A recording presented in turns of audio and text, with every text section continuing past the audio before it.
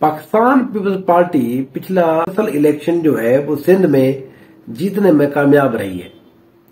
वो 2008, 2013, 2018 और अब जाकर 2024 के अंदर भी वो मुसलसल तीसरा से चौथा इलेक्शन है जो पाकिस्तान पीपल्स पार्टी सिंध के अंदर एक कंफर्टेबल पोजीशन में रहती है। इसकी वजूहात क्या है? क्या नेशनल पॉलिटिक्स के ऊपर जो सियासत हो रही है, क्या सिंध के लोग उसको पसंद कर रहे हैं, या वहां पर जो कारकर्दगी है, जो पाकिस्तान पीपल्स पार्टी की जो हुकूमत होती है सूबाई, उनकी वहां पर कारकर्दगी ज्यादा अच्छी है? तो उसका आखिर इसकी वजूहात क्या है, तो इनको पर थोड़ा डिस्कस करते हैं। आज सिंध के हवाले से पाकिस्तान पीपल्स पार्टी की सियासत को देखते हैं कि वहां पर एक्चुअली मामला है क्या। मैं मोहम्मद उल कन्नैन और अपने यूट्यूब चैनल नो साइड के साथ। अगर आप मेरे यूट्यूब चैनल को बन रहे हैं तो सब्सक्राइब कीजिए, कमेंट कीजिए और लाइक के बटन को दबा दीजिए।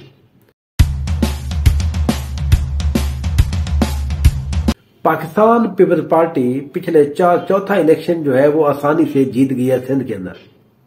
बहुत सारे लोगों का ख्याल है कि पाकिस्तान पीपल्स पार्टी जो है वहां पर धांधली करती है, वहां पर एस्टेब्लिशमेंट के साथ मिल जाती है। इन सब चीजों के बावजूद हम कुछ और एंगल्स को भी देखते हैं। इन चीजों को इग्नोर मैं नहीं कर रहा, या मैं ये नहीं कह रहा ये सच है या झूठ है, इनको हम सेट असाइड करते हैं। अब उसके ऊपर एक पॉलिटिकल मैं आपको एनालिसिस बताता हूं कि एक्चुअली सिंध के अंदर हो क्या रहा है। देखिए, सिंध को हम दो हिस्सों में तकसीम कर देते हैं। एक को हम इंटीरियर सिंध कह देते हैं, बाकी दूसरे को हम कराची और हैदराबाद को या मीरपुर खास तक उसको हम अलहदा कर देते हैं। अब देखें, जो इंटीरियर सिंध का मामला है इसके दो स्टाइल हैं। या तो वहां पर पाकिस्तान पीपल्स पार्टी की सियासत जो है वो उनकी अच्छी है, या तो वहां पर जो अपोजिशन है उनकी पोजीशन जो है वो खराब है। मैं ये समझता हूं पाकिस्तान पीपल्स पार्टी की वहां कारकर्दगी से ज्यादा अहम वहां की अपोजिशन है। देखना यह है कि वहां पर जो भी अपोजिशन है वो किस तरह की है, वो किस तरह की सियासत कर रहे हैं। देखिए, पाकिस्तान पीपल्स पार्टी की जो अपोजिशन है इंटीरियर सिंध के अंदर, वहां पर पीर बगारा साहब उसको लीड करते हैं, लतीफ पलेजो साहब भी आ जाते हैं, गुलाम अब्दुल अरबाब रहीम साहब भी आ जाते हैं, और भी बहुत सारे अरकान जो है छोटे मोटे, या फिर आजकल राशिद सोमरो साहब आ जाते हैं। ये सारे अरकान जो है मिलकर पाकिस्तान पीपल्स पार्टी की अपोजिशन में होते हैं। लेकिन सवाल यह कि क्या ये खुद कौन है, आखिर लोग इनको वोट क्यों नहीं दे रहे? हमें थोड़ा सा एक पैटर्न समझना पड़ेगा। हमारे मुल्क के अंदर उस बंदे को वोट ज्यादा दिया जाता है जो निस्बतन कंपैरेटिवली जो है, जगह अगर मुकाबला करें दो कैंडिडेट्स के दरमियान, तो जो कम सरदार होता है, जो कम पीर होता है, जो कम बड़ा होता है, उसके हक में आम बंदे ज्यादा वोट देते हैं। सिंध के अंदर अगर हम बात करें, पाकिस्तान पीपल्स पार्टी के जितने भी अरकान हैं वो सारे के सारे जो जीडीए है, जो आजकल जीडीए है, या जो और लोग हैं जो इनके खिलाफ लड़ते हैं, ये उनसे कम सरदार हैं। अगर पीरी मुरीदी के ऊपर देखा जाए तो वो उनसे ज्यादा पीर बगारा साहब ज्यादा बड़े पीर है, उनके ज्यादा मुरीदैन है। अगर नवाबी आजाद में देखा जाए तो अरबाब गुलाम रहीम साहब जो उनसे तगड़े वो है, नवाब है। लेकिन वहां पर सिंध के लोग जब वो मवाजना करते हैं कि हम दो इन लोगों में से किस पार्टी के साथ हम जाएं, जो कम से कम हमें कल जिनके साथ हम मिल भी सके, जो हमारा काम भी करा सके, अगर नहीं भी करा सके तो हम उससे गिला या शिकवा भी कर सके। तो देखने में ये आता है कि पाकिस्तान पीपल्स पार्टी के मुकाबले में जितने भी अपोजिशन के लोग होते हैं वो सारे के सारे उनसे बड़े वडेरे होते हैं। पाकिस्तान पीपल्स पार्टी के अंदर भी तकरीबन के तकरीबन सारे के सारे एक वडेरा निजाम है, लेकिन ये वो वडेरे हैं जो सियासी तौर के ऊपर वडेरा बने हैं।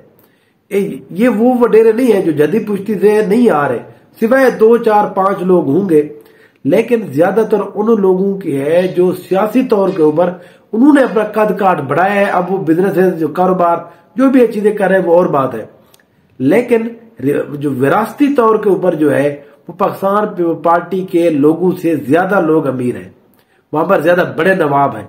तो इसलिए वहां का जो आम वोटर है वो जब ये फैसला करता है कि हमने किसको वोट देना है, तो वो ये देखता है कि हमें एक कम बंदे को देना चाहिए जो हमसे ज्यादा कुछ करीब हो। तो इसलिए बहरहाल पाकिस्तान पीपल्स पार्टी उनके लिए एक चॉइस होती है। जब वहां पर जब तक जेडीए, पीर पगारा साहब, अरबाब गुलाम रहीम जो है वो अपोजिशन को लीड करते रहेंगे, तब तक सिंध के अंदर आप पाकिस्तान पीपल्स पार्टी को शिकस्त नहीं दे सकते। इसके अलावा देखिए ये जितने भी अपोजिशन के अरकान है, ये पूरे 5 साल इनकी सियासत जो है वो बिल्कुल ही ठप हुए रहती है। सिंध के अंदर अगर आपने पीपल्स पार्टी को हराना है तो आपको पूरे के पूरे 5 साल, पूरे 12 महीने हर वक्त जो एक्टिव रहना है। उनके पास गवर्नमेंट रही है। पाकिस्तान पीपल्स पार्टी ने बहुत सारे लूप होल्स ऐसे हैं जिनको पॉलिटिकली आप उनको इस्तेमाल करके अगले इलेक्शन के लिए आप उनको टफ टाइम दे सकते हैं। मैं आपको मिसाल देता हूं। देखिए, पाकिस्तान पीपल्स पार्टी का सबसे जेन्युइन जो असल मसला है वो बहरहाल करप्शन है। उनके करप्शन के हवाले से चीजें हैं, उनको आप हाईलाइट करें।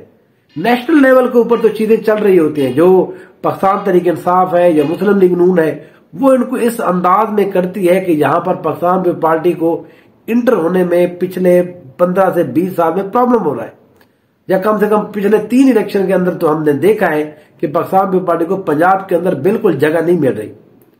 इसी तरह से सिंध के अंदर भी इसी तरह की अगर अटैक किया जाए, अगर सिंध के अंदर भी इसी तरह उनकी करप्शन के हवाले से या उनके जो भी पिछली दफा आप देखें सैलाब आया है 2022 के अंदर, तो उस सैलाब को इन लोगों ने पॉलिटिकली जितनी भी चीजें हैं उनके उन्होंने इस्तेमाल नहीं किया। मैं ये नहीं कह रहा कि सैलाब की चीजों को पॉलिटिकली आप इस्तेमाल करें। सवाल यह है कि वो पूरा 1 साल तक पानी रुका रहा है, सिंध के बहुत सारे एरियाज में रुका रहा है। उसकी वजह कोई भी हो सकती है। मैं ये नहीं कह रहा कि पार्टी वहां पर कसूरवार है, मतलब जो वजह जो भी हो सकती है, लेकिन उस चीज को आप उनकी एक बैड गवर्नेंस के तौर के ऊपर पेश कर सकते थे। लेकिन यहां पर क्या करती है अपोजिशन, वो सिर्फ इलेक्शन के दिनों में आ जाती है, इलेक्शन के दिनों में जेडीए बना लेती है, इलेक्शन जब ठप होता है फिर उसके बाद घर चले जाते हैं। तो अब भी उनके साथ यही मामला हो रहा है। दूसरा, वहां पाकिस्तान पीपल्स पार्टी के साथ उनको वोट इसलिए मिल रहे हैं, देखिए कोई भी पार्टी जहां से स्टार्ट होती है वो उसका स्ट्रांग होल्ड होता है। पाकिस्तान पीपल्स पार्टी जुल्फिकार अली भुट्टो, बेनजीर भुट्टो साहबा, अब आसिफ अली जरदारी या बिलावल भुट्टो साहब, वो वहीं के रहने वाले हैं। तो जब वो जब सिंध का मुवाजना दूसरे सूबे खसूसन पंजाब से करते हैं तो उनको लगता है कि नहीं, हमें उन लोगों के साथ नहीं जाना चाहिए जो हमसे ऊपर जो बैठे हुए हैं, हमारे हकूक को खा रहे हैं। ये पाकिस्तान पीपल्स पार्टी ने पॉलिटिकली अब ये लोगों को बहरहाल बावर करा दिया है कि पंजाब के लोग आपके हामी नहीं हो सकते। वो चाहे कालाबाग डैम के हवाले से हो, वो और भी बहुत सारे पानी का कभी कभी इशू आ जाता है। 2-3 साल पहले भी एक इशू चला था पानी के हवाले से। तो पाकिस्तान पीपल्स पार्टी ने सिंध के अंदर ये बावर कराया हुआ है कि पंजाब से जो भी बंदा है वो आपका खैर खा नहीं है, क्योंकि उनको पता है कि उनको शिकस्त जो है यहां पर जेडीए या इस तरह के लोग बिल्कुल नहीं दे सकते। उनके अंदर अब पॉलिटिकली चीजें वो जिसका वो खत्म हो चुकी है। लतीफ बेलोजो से 5000 से ज्यादा वोट कोई नहीं देता। अरबाब गुलाम रहीम जो है उनके जितने 50 से 60 हजार वोट है, उससे आगे वो बढ़ ही नहीं सकते।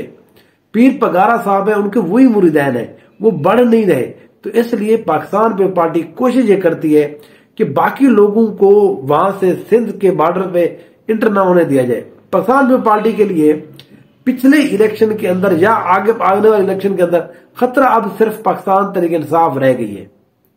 अब इन चीजों में देखा जाए, बाकी ये सोमरो साहब हो गए या पीर पगारा साहब हो गए, ये 1-2 सीट के ऊपर तो इनके साथ मुकाबला कर सकते हैं, लेकिन पूरे सिंध के अंदर पाकिस्तान पीपल्स पार्टी के हवाले से अब मेरा अपना ये ख्याल है कि पाकिस्तान तहरीक इंसाफ के पास एक अभी तक भी एक ऐसी वो जमात है, अगर वो यहाँ पर एंट्री होती है उनकी धमाकेदार कोई इस तरह से चीजों को लेकर चलती है, तो यहाँ पर अब बहुत सारी स्पेस मौजूद है। उसकी वजह यह है कि जेडीए ने इन लोगों ने बड़ा ही पाकिस्तान पीपल्स पार्टी के खिलाफ, जिसको कहते हैं, लोगों को मायूस किया है। तो अब लोग पाकिस्तान पीपल्स पार्टी से भी उकता चुके हैं। उनके पास क्योंकि चॉइस नहीं रहती, इसलिए वो जेडीए या इन लोगों को वोट देने के बजाय पीपल्स पार्टी को वोट दें। चलो भाई जीत जाते हैं, थोड़ा बहुत काम ही करा लेंगे, वहां पर हमने देखा है, बहरहाल उनको आप कुछ लोग करप्शन के जुमरे में कहते हैं, कभी वो बैड गवर्नेंस के जुमरे में चला जाते हैं, लेकिन फिर भी वो लोगों को डायरेक्ट नौकरियां दिलवाते हैं। वो चाहे 2 नंबरी करते हैं, सही नंबरी करते हैं, कुछ भी हो, 2 नंबरी हर जगह पर हो रही होती है। लेकिन पाकिस्तान पीपल्स पार्टी की आम लोगों को बहरहाल किसी न किसी हवाले से किसी न किसी एडजस्टमेंट कर देते हैं। फिर उसके बाद पाकिस्तान पीपल्स पार्टी ने पिछले 5-7 सालों के अंदर उन्होंने अपनी गवर्नेंस को भी बेहतर किया है। उन्होंने प्रोजेक्ट्स भी कुछ अच्छे स्टार्ट किए, हेल्थ के ऊपर खसूसन उन्होंने कुछ ज्यादा, अब क्योंकि उनके पास स्पेस है, अब उनको पता है कि पॉलिटिकली उनको किसी से कोई खतरा नहीं है, तो अब वो चीजों को ज्यादा बेहतर अंदाज में खुद अपने ऊपर भी टाइम दे रहे हैं। क्योंकि मैं समझता हूं कि अभी भी उन्होंने अपने अंदर एक, जिसको कहते हैं ना कि जमूद खड़ा कर दिया है, दोबारा से तीसरी मरतबा आपने जो मुराद अली शाह साहब को सीएम बनाकर, ये पाकिस्तान पीपल्स पार्टी की मुखालफत में ये चीजें जा सकती हैं और जाएंगी भी सही। इनको सिर्फ और सिर्फ अगर कोई पंजाब से कोई पार्टी जाती है, वफाक से, केपीके से, जिस तरह इमरान खान साहब है, इनकी अगर जमात वहां पर जाती है तो इनके लिए स्पेस मौजूद है।